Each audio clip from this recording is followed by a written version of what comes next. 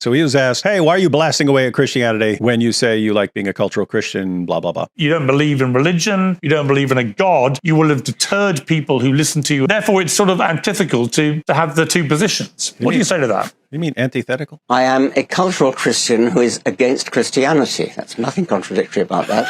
I'm a cultural Christian in the sense that I know the Bible, I know hymns, I know carols, I like churches, I like cathedrals, I like cathedral choirs, I've sung in that kind of choir. So I am a cultural Christian, but I'm against Christianity, that I'm against the belief system of Christianity. I'm against many other aspects of Christianity. Yeah, you could say, hey, I've been influenced by this, I've taken part of this, and there are certain elements I like about it, and yet I also believe that there are other elements that are bad, and so I'd like to go after it. Nothing inconsistent about that. Again, the only objection I've had is Dawkins has said for many years, Christianity is a bulwark that is somehow protecting us, even atheists, from worse things that could happen. When you're thinking of Christianity as something that's, I don't like it, but it's protecting me from worse things, and then you attack it, and then you're freaking out about the worst thing. That seems like something's wrong with you to me. You could be an atheist and say, I love the sound of the Islamic call to prayer. I really love hearing it. It's the best sound in the world. I don't believe in Islam, but I really like the sound of the call to prayer. But there he pointed out, like, wait a minute, you're sounding,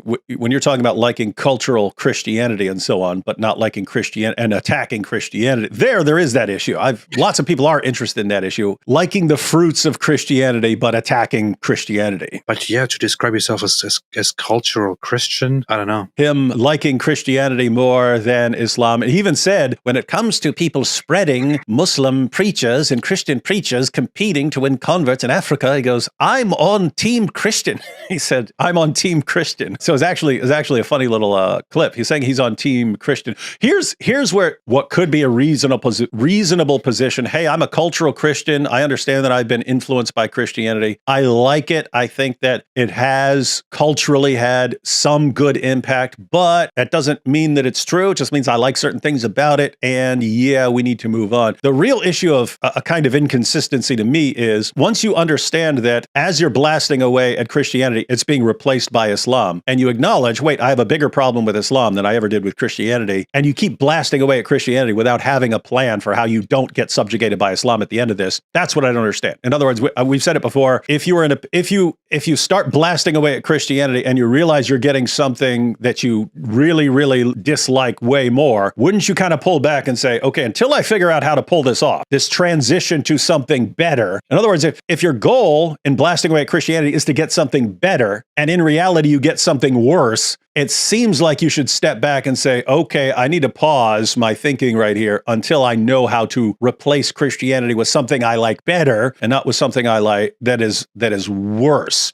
Because what we're all looking at this, and he's been saying for years, Christianity is a bulwark against worse things. And so, but he keeps blasting away at Christianity and getting the worst things and then complaining about the worst things, going, oh, we're getting all these worst things. Yeah, that's what happens when you get rid of a bulwark. You get rid of a bulwark, you get the things that the bulwark is protecting you from. So there seems something weird about it because he's at the point.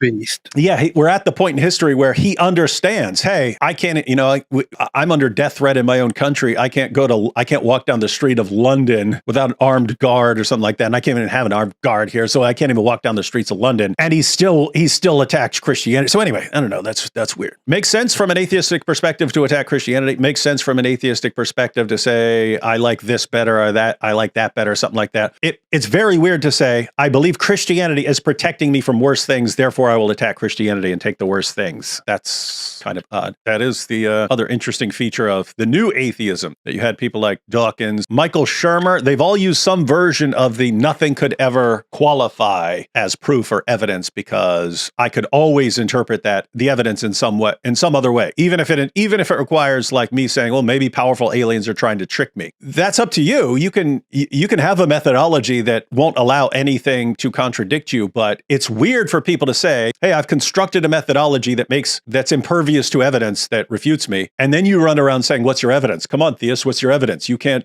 show us that God exists. Well, you can make yourself impervious to evidence and not accept anything. I do this in the comment section when a troll, guys, so I'm not talking about an atheist who wants to have an actual serious discussion about the evidence. You have the trolls who just go ahead and prove to me that God exists. Come on, where's your sky daddy? That's not a person who's interested in a serious conversation. So over the years, I've developed a little method that is 100% effective. They say something like that. They say, go ahead, prove to me that your sky daddy exists. And I go, first prove to me that you exist. I'm going to play skeptic. The point about the new atheists is not that, because there are plenty of atheists who, if they saw something like that, would be like, okay, you guys are right. I'm wrong, right? But the idea is that the leaders of the movement who spent years telling people there's no evidence for theism, there's no evidence for Christianity, there's no evidence for any of this supernatural, there's no evidence at all. And they went around telling people this, telling their followers this, and their followers ran with it. Yes, there's no evidence, there's no evidence. What happens when you find out that the leaders wouldn't accept any evidence no matter what it was? It's kind of relevant, because if